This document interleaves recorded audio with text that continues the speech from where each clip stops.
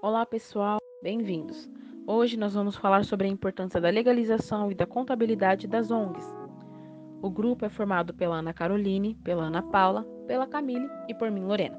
Para começar, devemos entender o que é o terceiro setor, e para isso devemos partir do princípio de que a sociedade é dividida de maneira setorial e ramificada em 3 setores. No primeiro setor está o governo, que trata de assuntos de ordem pública para fins públicos. No segundo setor estão as empresas privadas e no terceiro setor se encontram as de iniciativa privada que trabalham em prol da sociedade. Seguindo nesse contexto, na esfera do terceiro setor, vamos encontrar as organizações não governamentais, as entidades beneficentes e as entidades sem fins lucrativos. Elas defendem causas e projetos de impacto e responsabilidade social e também de voluntariado. O conceito ONG foi criado pela ONU em 1950. Ela buscava denotar entidades que atuavam em projetos humanitários ou de interesse público.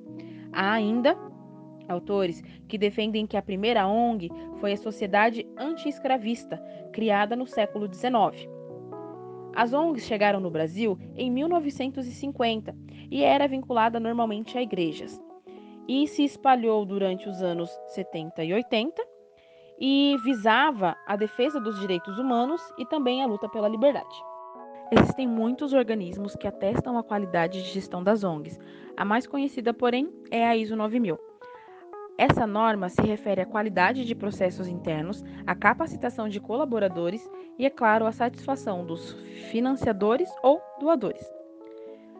A ISO também fornece uma infinidade de técnicas para o desenvolvimento de processos internos de uma indústria, empresa ou instituição, além, é claro, do certificado de qualidade, que pode ser usado para dar mais credibilidade, para captar recursos e também ampliar projetos sociais. Entretanto, para implantar as normas da ISO em uma organização social, é necessário contratar uma empresa especializada ou reunir um grupo de colaboradores que possam realizar uma auditoria. Principais receitas a serem obtidas pelas ONGs. As entidades do terceiro setor enfrentam algumas dificuldades para gerenciar suas atividades. Numa tentativa de sanar essas dificuldades, é necessária uma melhor organização, uma reconstrução administrativa e um maior amparo financeiro por parte do setor privado. Essas receitas a serem obtidas podem ser em forma de doações, que não será necessária uma formalização, contribuição, que serão consideradas receitas somente as contribuições de terceiros para custeio das suas atividades fins estabelecidas no Estatuto, e a subvenção, que é um contrato de prestação de serviço ou de outra modalidade entre 2 órgãos públicos ou uma pública e a outra particular. Principais desafios. Para que uma ONG possa ser respeitada, deve-se ter transparência em sua contabilidade, ter relevância e estratégias claras. Assim, os desafios crescem à medida que aumentam as organizações do terceiro setor no Brasil. Para se ter uma noção, o encerramento dessas instituições está na faixa de 70% no primeiro ano de criação. O primeiro desafio é a falta de gestão eficiente. Em linhas gerais, para que os ideais filantrópicos possam ser bem desempenhados, é importante que se crie um ambiente favorável. Do contrário, suas possibilidades podem ser bastante limitadas. Segundo, a escassez de recursos.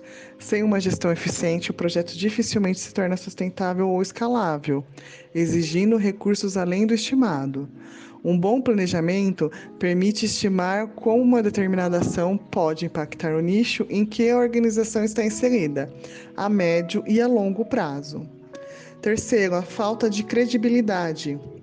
Vivemos em tempos em que a sociedade apresenta um profundo descrédito em diversas relações. Desse modo, é indispensável a construção de uma boa reputação. Quarto, aumento do interesse público. É fundamental que as organizações foquem seus esforços na conscientização das pessoas em participar, tendo em vista que é um dos principais desafios do terceiro setor. Quinto, transparência na prestação de contas. A princípio, as atividades promovidas pelas ONGs dependiam de doações feitas por empresas internacionais. Esse cenário sofreu uma transformação e atualmente há necessidade da prestação de contas em qualquer iniciativa, seja ela pública ou privada. O sexto desafio é o envolvimento com a sustentabilidade. Deve-se pensar no impacto que a organização tem sobre o ambiente e a sociedade. Essa questão passa desde o descarte correto e uso inteligente de recursos e chega também nos parceiros e apoiadores. E o sétimo e último principal desafio é a falta de uma estrutura interna. As empresas do terceiro setor começaram como iniciativas pequenas e locais, mas se viram obrigadas a assumir estruturas organizacionais mais complexas. Programas de compliance devem ser aplicados com o intuito de minimizar riscos, cumprir e fazer cumprir regras, detectando qualquer desvio ou inconformidade. Por que não se encaixam em nenhuma tributação? São estabelecidas pelo imposto de renda algumas condições para que estas entidades estejam isentas do imposto de renda e da contribuição social sobre o lucro líquido. E para ser considerada uma entidade sem fins lucrativos, é necessário que elas não apresentem superávit e que, caso apresentem, o destinem integralmente para a manutenção de suas atividades, segundo a Lei 9.718, de 27 de novembro de 98. Podem ser consideradas isentas as entidades de caráter filantrópico, recreativo, cultural e científico, e as associações civis que prestam os serviços para os quais houverem sido instituídas e os coloquem à disposição do grupo de pessoas a que se destinam sem fins lucrativos. Não estão abrangidos pela isenção do imposto de renda os rendimentos e ganhos de capital auferidos em aplicações financeiras, de renda fixa ou variável.